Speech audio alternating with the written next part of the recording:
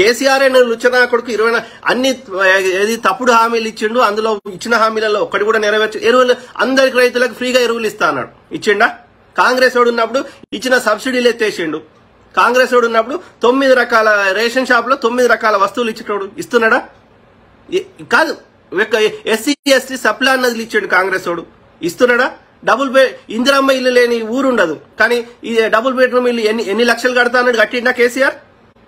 ఇలా రైతు బంధు దళిత బంధు అంటున్నాడు. 100 మంది దళితులు ఉంటే ఊర్లో ఒక 5గురికో టీఆర్ఎస్ కార్యకర్తలకు 4గురికి ఇచ్చుకుంటే దళిత బంధు అయిపోయినట్ట. కాదు, మీరు చూడండి, దాదాపు 18 to 20% దళితులు ఉన్నారు మన తెలంగాణలో. ఉన్నప్పుడు 4 కోట్ల మందిలో 20% అంటే 80 లక్షల కుటుంబాలంటే ఒక ఇంట్లో 2-3 ఉంటే తక్కువలో 30 లక్షల కుటుంబాలకి అంటే మొత్తం 3 లక్షల కోట్లు కావాలి. నువ్వు సంవత్సరానికి 10,000 కోట్లు బడ్జెట్ లో పెడితే నువ్వు 30 ఏళ్ళు పడుతుంది నువ్వు దళిత బంధు ఇవ్వాలంటే.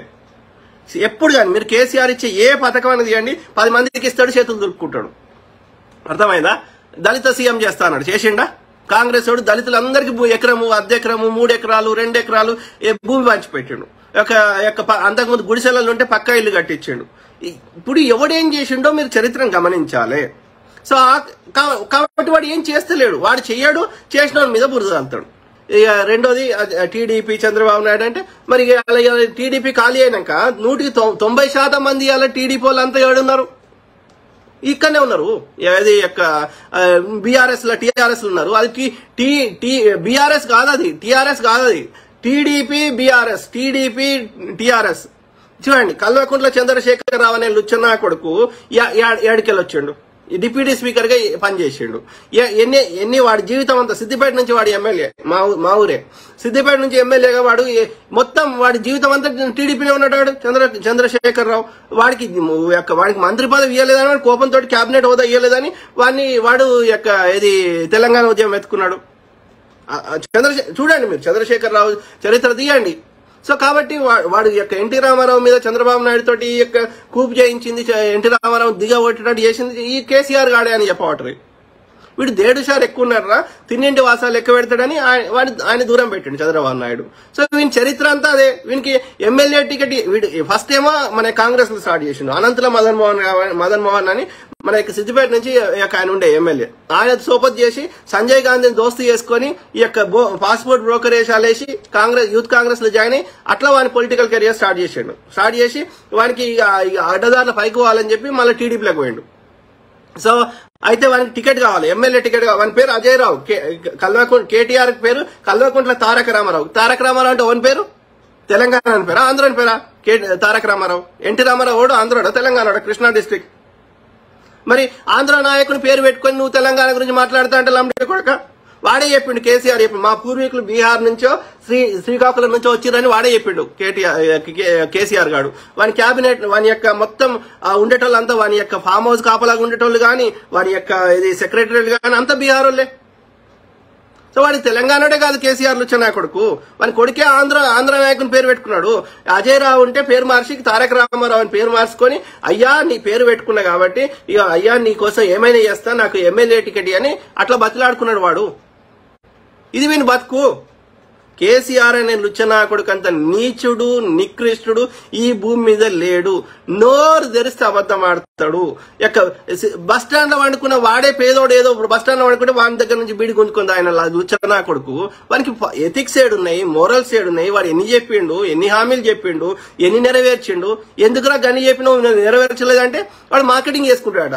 మా బతుకులతో నువ్వు మార్కెటింగ్ చేసుకుంటావు లుచ్చనా కొడుక? ఆలోచించండి మిత్రులారా. ఏది KG2 PG ఉచిత విద్య అన్నాడు.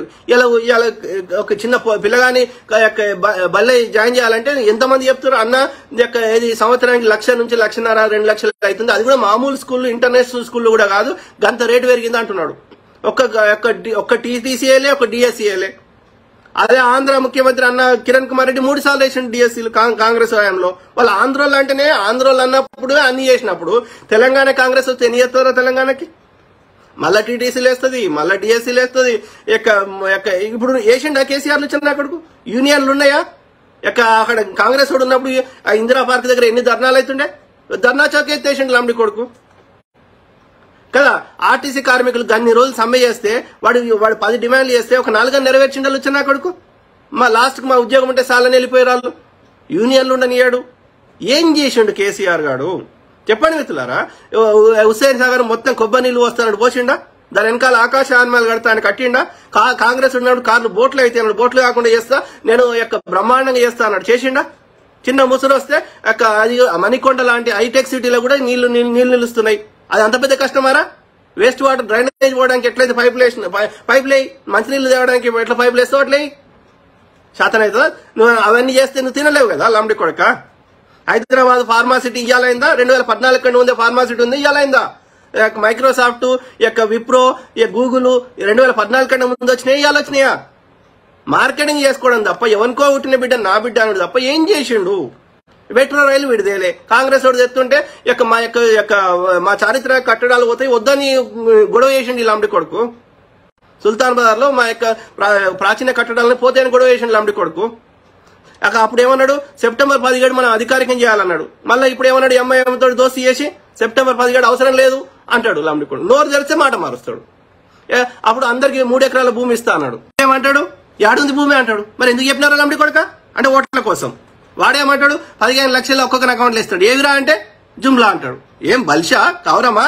నోరికి ఏదో వస్తుంది మాట్లాడితే ఏది మధ్యలో ఉన్నప్పుడేమో ఓడమల్లయ్య అన్నాడంట, సముద్రం మధ్యలో ఉన్నప్పుడు. ఒడ్డుకు వచ్చినాకనేమో బోడమల్లయ్య అన్నాడంట. అట్లున్నది. ఓట్లు పడేదాకా ఒక లెక్క, ఓట్లు అయినాక ఇంకో లెక్కనా? లుచ్చ లఫంగి బాడుకోలు పొద్దుగాలేసి ఫేకు చెప్పుకుంటా సౌత్ కొరియా పోయిండు. అక్కడ ఎట్లుంది, అక్కడ డ్రైనేజ్ సిస్టమ్ ఎట్లుంది, అదన్నీ మనం చేద్దామని ఎందుకు చేస్తలేడు? కేసీఆర్ గారు వారి క్యాబినెట్ అంతా తీసుకొని చైనాకు పోయిండు. మరి ఏం నేర్చుకొని వచ్చినావు? వాళ్ళ పర్సనల్ ఖర్చు కూడా మన దాంట్లో ఎత్తాడు. కేటీఆర్ గారు ఇన్నిసార్లు పోయి నేను కంపెనీ చేస్తా అది అదని మన పర్సనల్ ట్రిప్లకు కూడా మన అకౌంట్లో వేసిండు. మన ట్యాక్స్ డబ్బులు తీసుకున్నాడు వాని పర్సనల్ ట్రిప్లకు కూడా. ఇట్లా ఇన్ని రకాలుగా మోసం చేసుకుంటా ప్రతి జిల్లాకు ఒక సూపర్ స్పెషాలిటీ హాస్పిటల్ అన్నాడు, కట్టిండా? ఉన్న హాస్పిటల్కి నిధులు ఇస్తలేడు లంబడి కొడుకు. మన తండాలలో వాళ్ళు ఉండేటోళ్ళకి అంబులెన్స్ హెలికాప్టర్ పెడతా అన్నాడు, పెట్టిండా? నువ్వు చెప్పిన గవన్నీ చెప్తేనే కదరా వాడు ఓట్లేసింది. 3 ఎకరాలు ఇస్తా, దళితుని ముఖ్యమంత్రి చేస్తా, ఇవన్నీ చెప్తేనే కదరా. ఏం చేసిండాడు? హుస్సేన్ సాగర్ ముందర లవ్ సింబల్ పెట్టిండు. విగ్రహాలు కట్టుకున్నాడు. వాడు ఉండడానికి పండడానికి ఒకటి కట్టుకున్నాడు ప్రగతి భవన్. వాడు ఆఫీస్కి రాకుండా ఉన్నాయి అన్ని గులగొట్టి భూదస్తావేజులు మాయం చేసి ధరణి అని తెచ్చి ఎక్కడెక్కడ భూమి ఉందో తెలుసుకొని అన్ని కబ్జాలు పెట్టుతున్న లంబడి కొడుకు కరోనా సమయంలో కూడా ఆగమేఘాల మీద కట్టి ఏం చేసుకున్నాడు? అది బందోబస్తున్న బిల్డింగ్ కూడా కొట్టి ఏం చేసిండు?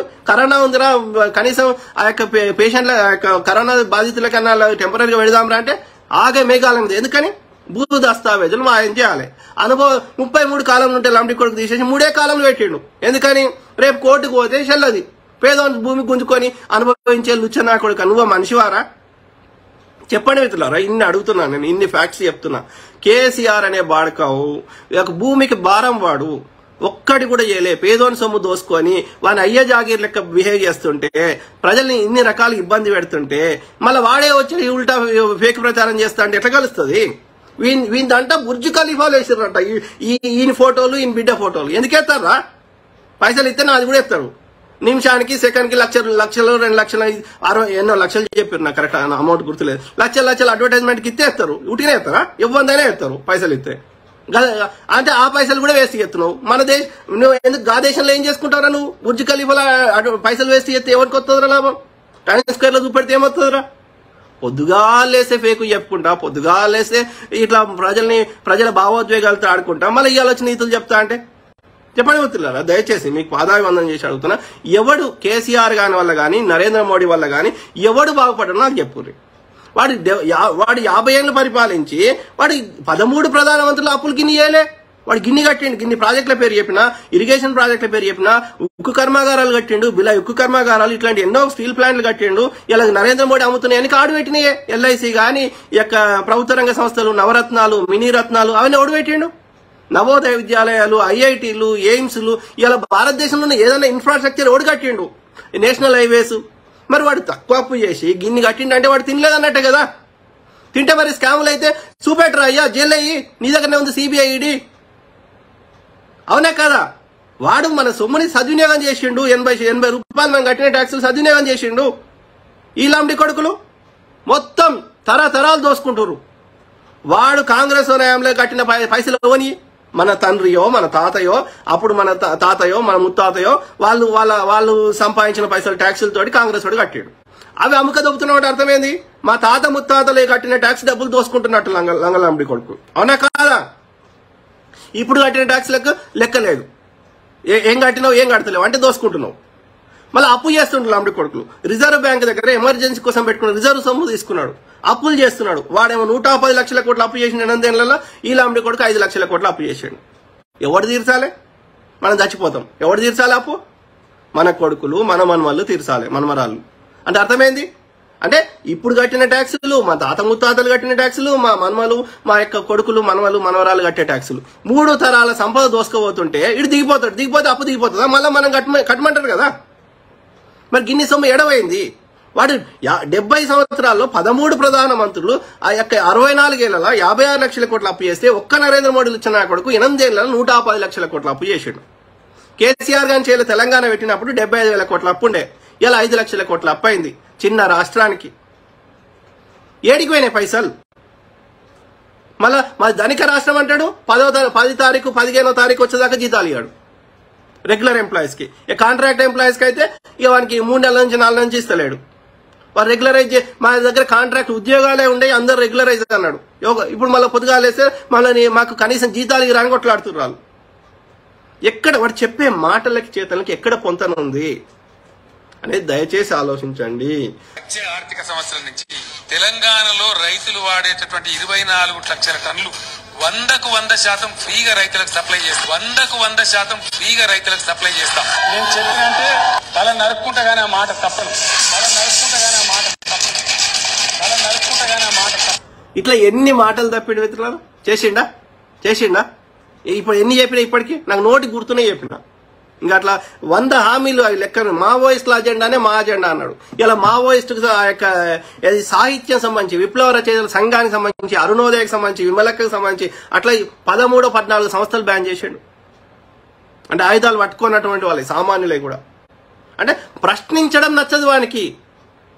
అట్లాంటి వాడు ఏం మాట్లాడితే ఇవాళ వాడు కేటీఆర్ గాడు కానీ కేసీఆర్ గాడు కానీ బహిరంగ సభ పెట్టినా వాడు నియోజకవర్గానికి వచ్చినా గానీ ఒక ముందు రోజు నుంచే మొత్తం ప్రతిపక్షాలకు సంబంధించిన నాయకులను అందరినీ హౌస్ అరెస్ట్ చేస్తున్నాడు. ఇది ప్రజాస్వామ్యం. ధర్నా చౌక్లు ఎత్తేసిండు, యూనియన్లు లేవు, నిరంకుశత్వము. మళ్ళీ వాని సొమ్ము కాదు, ఇది మన సొమ్ము. ఆడు నీతులు చెప్పబట్టే ఏం చెప్తాం మనం? ఏం చెప్తాం? దయ్యాలు వేదాలు వాళ్ళు ఇస్తుంటే విందామా? ఆలోచించమని కోరుతున్నాం. ఓకే.